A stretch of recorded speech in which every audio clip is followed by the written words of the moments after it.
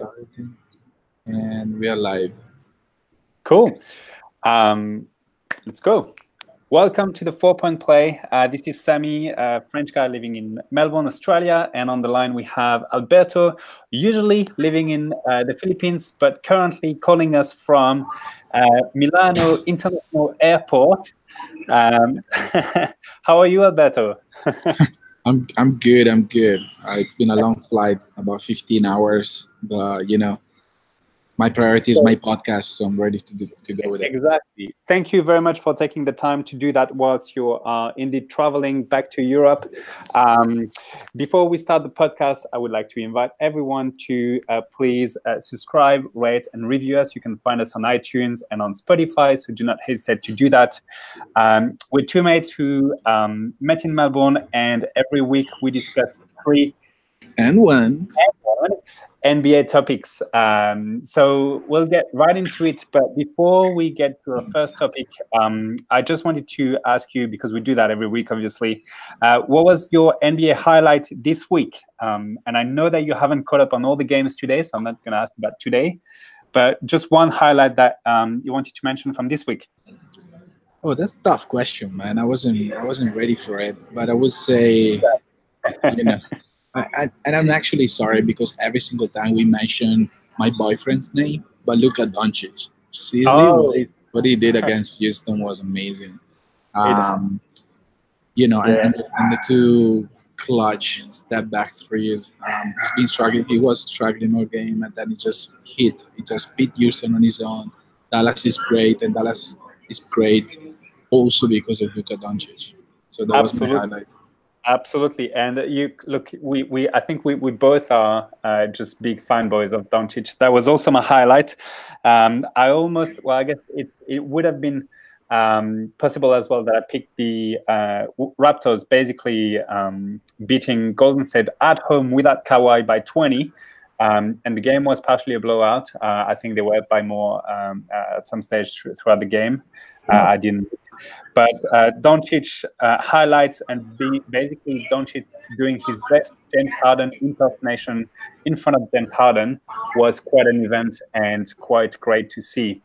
That was amazing. Yeah. I think we're in front of one of the top 5 players for the next 15 years. Yeah, I mean, he's unveiling before our eyes, and just like every week, I guess we will always talk about Doncic even when we don't plan to doing it. Let's get into our first topic, which has nothing to do with Doncic, but the first thing that I wanted to discuss with you was addressing a little bit some of the rumors which have been coming up. We're only 2 or 3 days in the NBA, 3 days away from I guess what people call the trade season. And we have a first airport announcement. But 15 December is the first day when teams can trade players who were acquired over the summer. So there has been already some rumors about Trevor Ariza signing up with there's up to 8 teams interested in him. I want to talk about the Lakers, who seem to be quite in strong contention for him to join. And they've certainly been playing quite well the last few weeks. They've been having good results.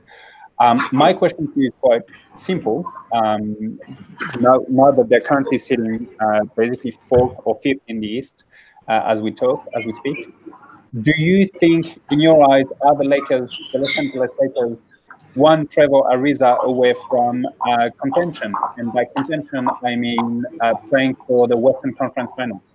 Wow. Interesting question, first of all. And by the way, when did Phoenix become a Lakers feeder team? Seriously, they just pretty much gave Tyson Chandler to the Lakers for free, and Tyson Chandler has, I wouldn't say he's changed the mentality of the Lakers, because obviously LeBron is been the big helper there, but I think that the record is over 70%, the winning record since Tyson got there.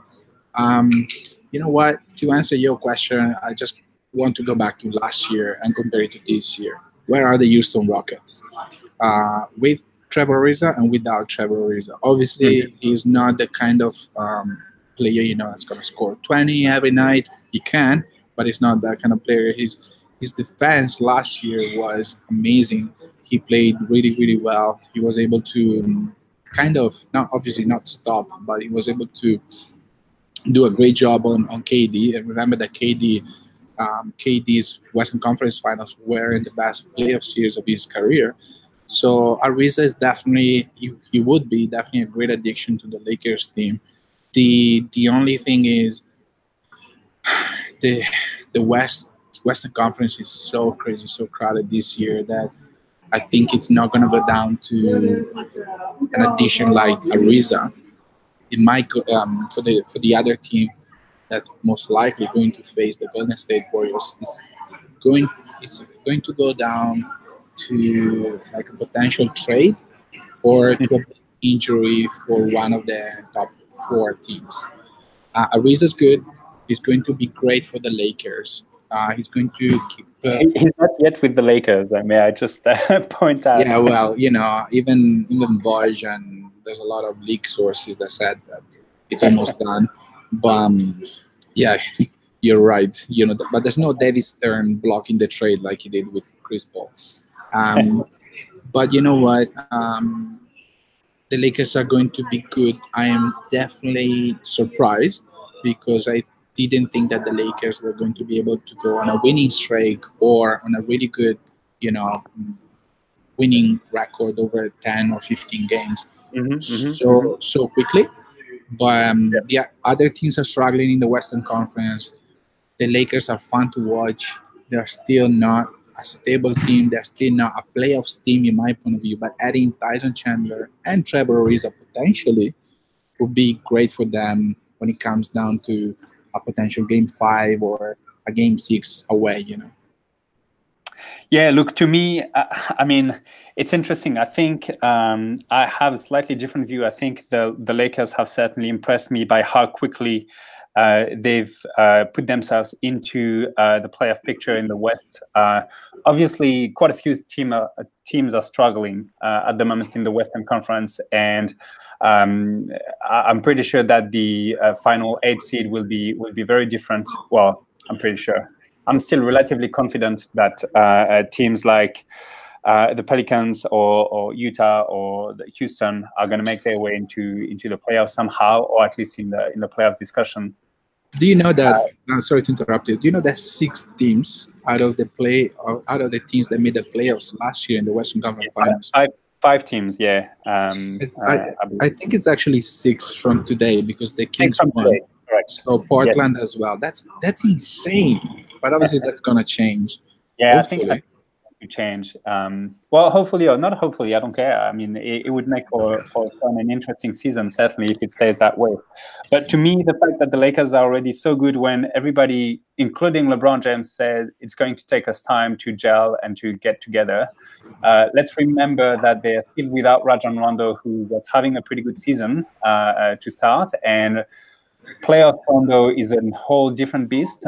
You add to that Trevor Ariza, you have a young core support cast who can certainly play and has not, been afraid of the moments. Brandon Ingram is currently injured and will very likely be back. Kuzma, Lonzo Ball, Tyson Chandler for the playoffs experience as well as Ariza. I think, to me, they are certainly a team which would contend for the Western Conference Finals if they added Ariza. Because if you think about it, everybody seems to forget that LeBron James is still LeBron James. Like, he can win games just by himself against a lot of teams. Maybe the biggest challenge that they would have would be against OKC or the Nuggets, because they're a pretty cohesive team, at least for the Nuggets, and quite, deep as well. They have a lot of players who can play well, and over a 7-game series, this can make a difference. But realistically, we know how it is in the playoffs, and an individual player can, swing a series, and the guy with the talent of LeBron and playoff LeBron, I would say, can still, I think, win games and series the same way he's done in the East before. yes, everybody has said the East has not been as competitive, etc., etc. But realistically, he took a Cleveland Cavs team multiple times to the finals, or to the conference. Good. I agree with you, but there's no black or white, obviously. But I'm looking at the Lakers roster, and please answer my question: how many playoff games have these players played in their career? Lonzo Ball, Brandon Ingram, Kai Kuzma, Josh Hart, and I think that Caldwell Pope actually played some, and he's no longer Yes. like a young. But think about Everyone those. else is 0. Yes. But how many playoff games has LeBron James played? Yes, How many true, playoff games true. has Tyson Chandler played? How many playoff games has Ariza You know played? what? Then let's print and let's go straight forward to April. Let's see who's right and who's not. Yeah, look, I think certainly, I mean, I like this move for the Lakers, although I'm not necessarily sure how they're going to work out who their starting 5 is going to be. But I think adding a guy like Ariza would give them the versatility that they already have, and it's just another body who can defend multiple positions, who can make a difference in some games on defense or sometimes on offense, spread the floor, and would be a very good addition to play next to LeBron. So, I mean, I never thought I would say that, but I think the Lakers have a chance. And indeed, I think they might be one injury away from another team in the West to actually be seriously in contention for the conference finals or even the finals. Yeah, they got a chance to get swept by the Warriors. Exactly, they have a chance to get swept by the Warriors. Again, hi LeBron. Ouch. That's very interesting. Cool. Well, look, yeah, I'm certainly looking forward to it, and December is only 3 days away, so we'll see what the trade season gives us. Although, for the record, I was listening to some other interviews today, and there actually hasn't been many trades done in December. So usually it's more January or February. So we'll see if we have early trades. I think some teams also recognize that the earlier they get a trade done, the more time they have for their teams to play together and gel. Yeah, cool. My second topic, with absolutely no transition whatsoever, although we could find a way because LeBron played for Miami, but it's to talk about the Miami Heat. And I know we've spoken about them before. They played again today, just for your information. They lost again today at Utah. I've seen it. Like really bad, right? Yeah, pretty bad. I think they started the game 9-0 or 0-9. They've been without Whiteside for a few games. I don't know if you know this, but they also have the highest payroll this year. They still have kind of the Chris Bosh salary, which is somewhere in there, even though, well, obviously he's not playing, which bumps their payroll quite high. So they've had an exemption, but technically they're the highest payroll in the NBA right now.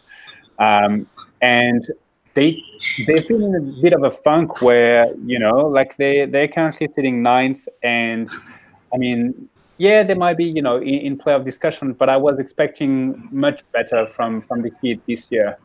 And so I'll revert back to one of the first topics that we discussed on this podcast, which was, is it already time to start the Dwayne Wade retirement tour? And was yesterday or the day before against LeBron at the Center the first sign that, well, maybe they don't know where they're going, so they're just going to kind of, I don't know what they're going to do. I call it the Miami Funk. I just don't know what they're going to do and where they're going. What are your thoughts on this? I agree with you, and I think you asked me the question about Dwayne retirement tour a couple of weeks ago, 3 weeks ago, and I said, nah, dude, like that's Boystra, they have Pat Riley, they're not gonna allow that. 3 weeks later, I'm gonna eat my words, and I'm gonna say, wow, Miami's pretty bad. Yeah.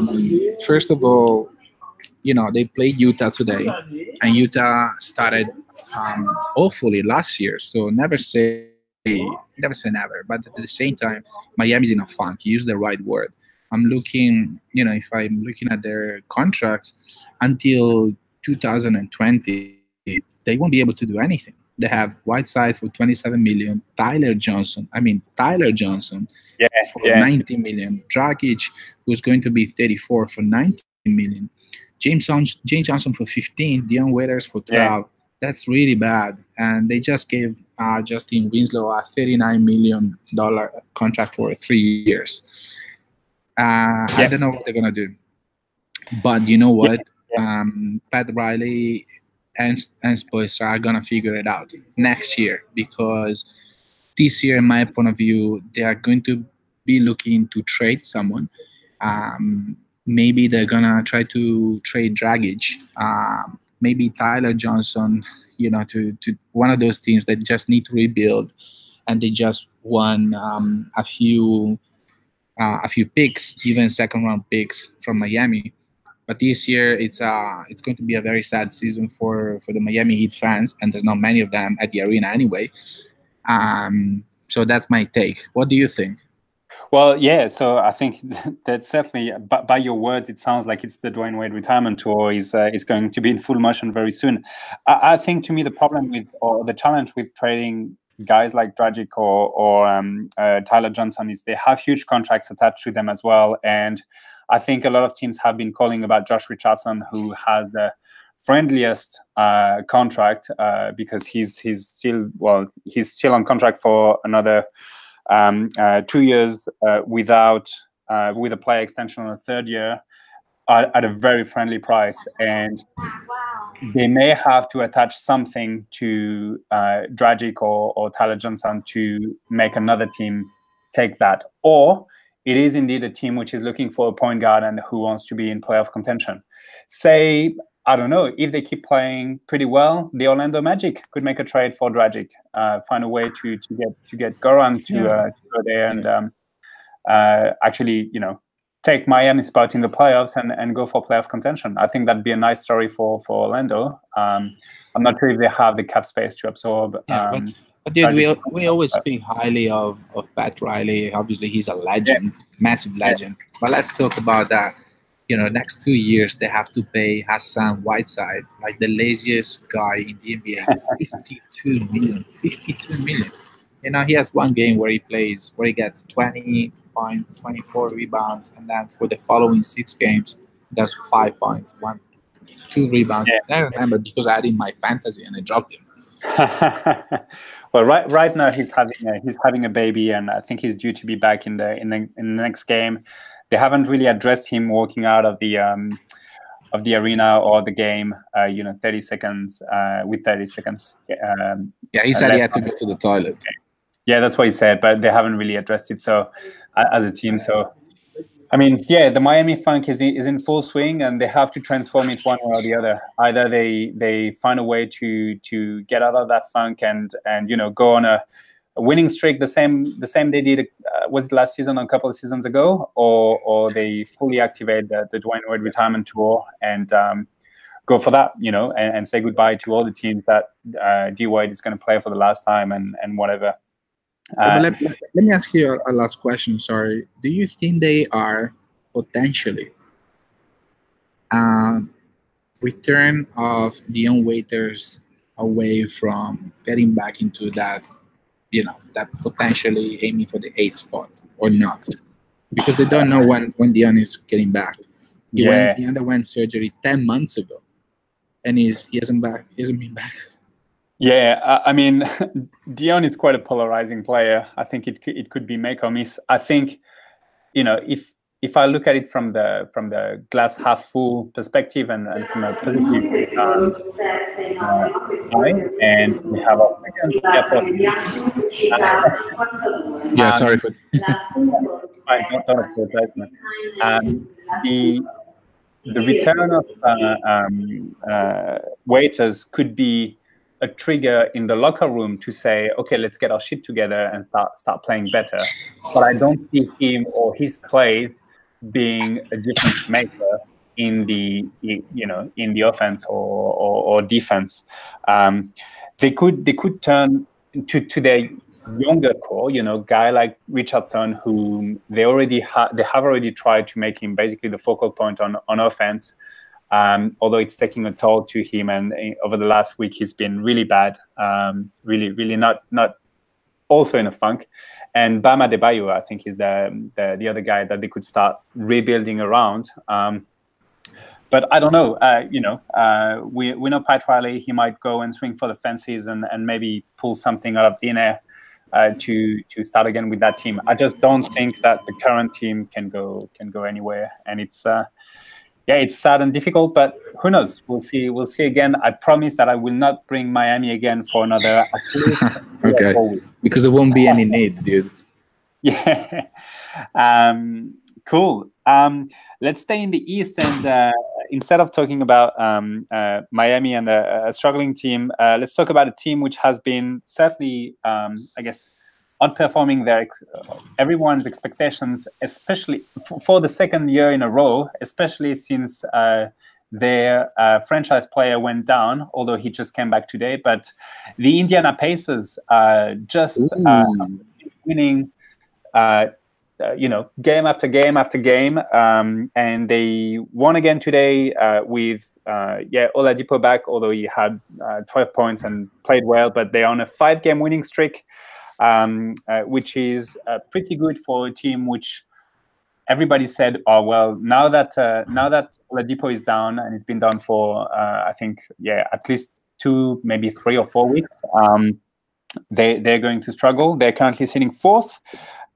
With a similar record to Philly and Milwaukee, really. Only 1 game, half a game different. In the Eastern Conference. My question to you is, why or how are they still good even without Oladipo? Let's put aside the game that he came back today, but how did they manage to remain so good? In the NBA. I'm going to eat my words again, but I'm going to go back. I'm going to go back to probably 2010 to 2011, when the current Indiana Pacers coach, Nate McMillan, like a legend, because he was playing for the Seattle Supersonics as well. Maybe there's a reference to my topic. But anyway, he was playing one of the most boring.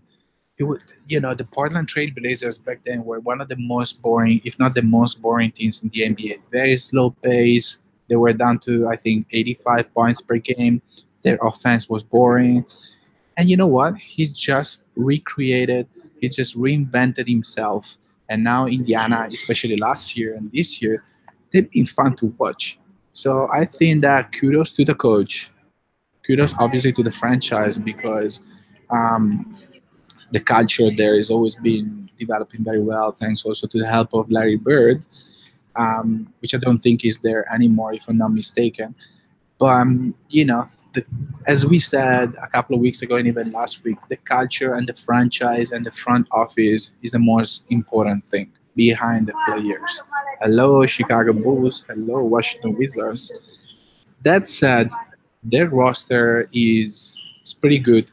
It's not that good to be where they are right now, in my point of view. So, especially without Victor Oladipo, with Oladipo missing a few games. They did really well with the Paul George trade. They did really well. And Sabonis is a very strong and solid player who's gonna looking to get paid next year, if I'm not mistaken. They also got the addition of Bogdanovic from the Wizards, who played really well. It's just a very solid and deep team, which, in my point of view, can only aim for the top 4. They won't be able to make it to the Eastern Conference Finals. Do you remember how close they were to beating the Cavs last year? Yes, they were. They were very close to beating the Cavs. They were, and I think they missed a big opportunity last year. A massive opportunity, but at the same time, if I look at Toronto, I watched Toronto a couple of weeks last week.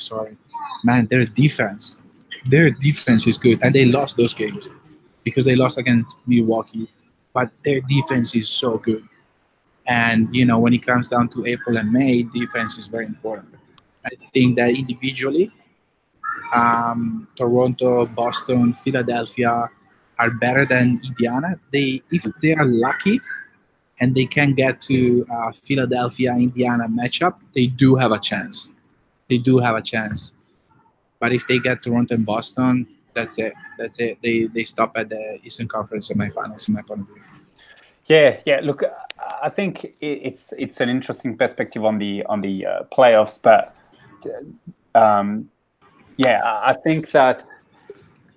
I think they proved last year that they belonged to the playoffs, and to me they were so close to beating the Cavs, and I know that it was first round, and that was it first round or second round? First round. It was first round, and I know that. I mean, playoff LeBron was still getting into his gear, and he activated playoff LeBron mode when he realized that they had a potential to lose. But I think they can take teams by surprise. Miles Turner is finally playing at the level that everyone was expecting him to play. There's been discussions about, just internally at the moment, so I'm not overreacting, but about him being in contention for Defensive Player of the Year. What it means to me is that he certainly is focusing on defense, and I think you can start seeing it again in the games that they're playing. I don't know. He's just quicker and more attuned to what's happening. Sabonis is giving them excellent minutes that they were not playing on. We keep forgetting about Tyreke Evans as a very good playmaker who can take the ball away from Oladipo when needed. And Bogdanovic last year, I don't know if you remember, but he played extremely good defense against LeBron, and I think that's a very underrated skill that he has. So everybody just sees him, oh well, he's nothing more than a 3-point shooter, but I think he's more than that. And everybody keeps forgetting about them, but I think they do have something. And I don't know if they can take Toronto or Boston, but I think they can push them to a little bit more than what we anticipate. And dude, also you forgot that this year I think they have one of the potential steals of the draft, because Aaron Holiday is really good. He's really good. Absolutely. He's the younger brother, of Drew and Justin Holiday. Who's picked at number 23. And actually, the Pacers general manager is Chad Buchanan. No, sorry, it's Kevin Pritchard, my bad, who actually worked with Macmillan in Portland.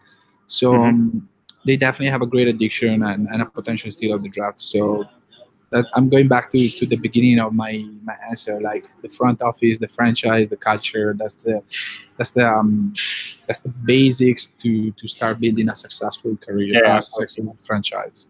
Absolutely, yeah. And on Aaron Holiday, and just to finish and to finish on this, but they're also discussing about possibly trading one of Corey Joseph or Darren Collison, because he's been so good that he could be the backup point guard, and getting something else in return for that. So that's something to keep an eye on.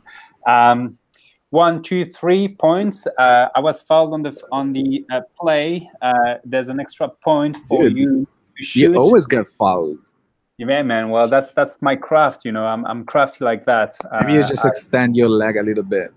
You're very naughty. Did you see what Zaza Pachulia did yesterday or 2 days ago? No, I did not. Did he go for another Zaza? Yeah, he did. He did a Kawhi again. That was so bad. I'm not sure if he's been suspended by the league, but that's so bad. No, the way I get fouled is because every time someone touches me or even I yell very loud. Yeah. And the airport is telling me it is your turn. So yeah, they're like, what do you want to talk about? Send the line to Alberto to Milan. Yeah, sure. So yeah, as I said earlier, Nate McMillan was one of the legends of the Seattle Supersonics. And shout out to Pierre, because I know he loves Seattle, and I do love Seattle as well. Shout out to Chess. Yeah, shout out. So not sure you heard, but the NHL recently expanded to Seattle, or is going to expand to Seattle. They just confirmed it. And obviously, it reminded everyone, that it's been too long since the Supersonics played the last game, and actually KD and Nick Collison were on the court. And dude, I miss the Supersonics because obviously I started watching basketball in the '90s. Sean Camp, Little Shramps, Gary Payton, the finals against the Bulls, and there's so much hype going on in that city about anything related, anything basketball related. And right now they're also working on the new arena, and I can easily fill 20,000 people per night. On the other side, we see lots of arenas where there are so many empty spaces in the crowd that doesn't feel like the NBA is going on. It's just probably not even the WNBA gets those crowded. There's not crowded those empty spaces. I'm talking about Detroit, I'm talking about Miami, Phoenix, even Washington, and there are lots of franchises that are being managed poorly. So, because everyone wants Seattle back, who would you kick out of the NBA right now? And obviously, you need to keep into consideration the market, the history, and obviously, it comes down to business, right? Everyone was talking about Sacramento a couple of years ago or 3 years ago, and then Kevin Johnson, the former Suns player who's now the mayor of Sacramento, is like, no, no, no, that's not gonna happen. So, who would you kick out of the NBA? Yeah, so you're basically asking me to make a multi-billion-dollar Decision, yeah. just out of a 5-minute topic. Yeah, sure, no problem. Easy. Look, I don't know. The Kings would have been my easy pick indeed. I think that it's difficult. I see a lot of empty arenas. I also, remember the Phoenix days with Steve Nash and the 7 seconds or less offense and Mike D'Antoni, and the arena was much more filled. So, some of these things I follow a cycle. I think Miami is always half empty, but you're not going to get the franchise away from Miami. You can't. It's just too big. And so maybe you just expand to 31 teams. Yeah, 31 is tricky. So you have to go to 32 so that you can make 16 in each conference if you keep the conference system. And I mean, I don't know,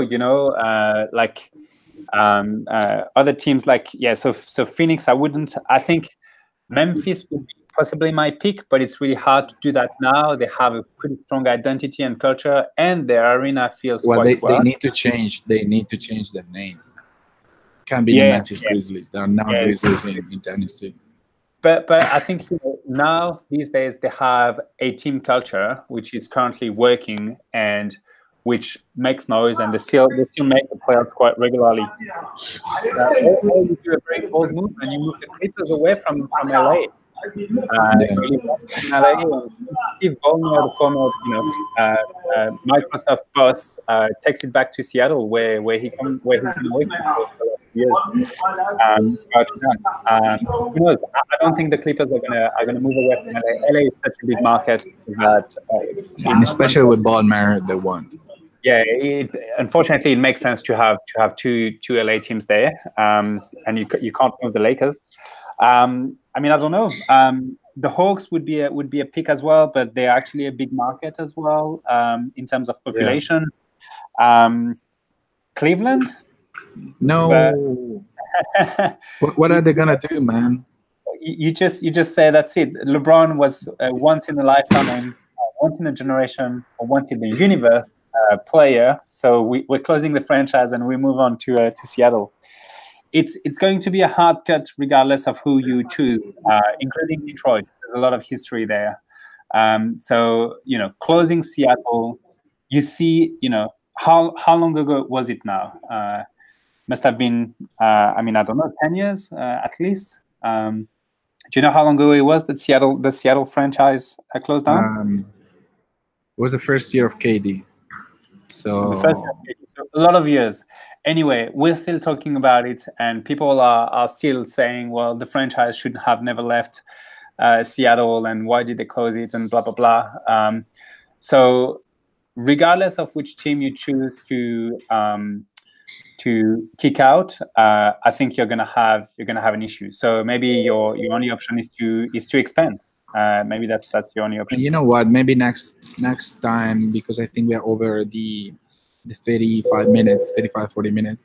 Next time we're gonna talk about the NBA expansion draft, because I don't think you know how it works, but it's very fascinating. Okay, let's talk about this. Let's talk about this next time. Indeed, I do pay attention to the time, but look, this is a fun conversation. Yeah, man, I'm loving it. I'm loving it. The lady in the airport, man. So it's all her fault. Let's just blame it on the lady in the airport. Sweet, but I think that's good, and we're done with the topics. I have my usual question to ask you before we wrap up. What is it? I've been pondering between a couple of questions for today's podcast. I'm gonna stick to kind of a, well, I don't know. It's not a tradition, but something that I studied in another podcast. Who is going to be this year? Not your first, not your second, but your third. Who is going to finish third in the Rookie of the Year vote? Jaren Jackson. Jaren Jackson third. There you go.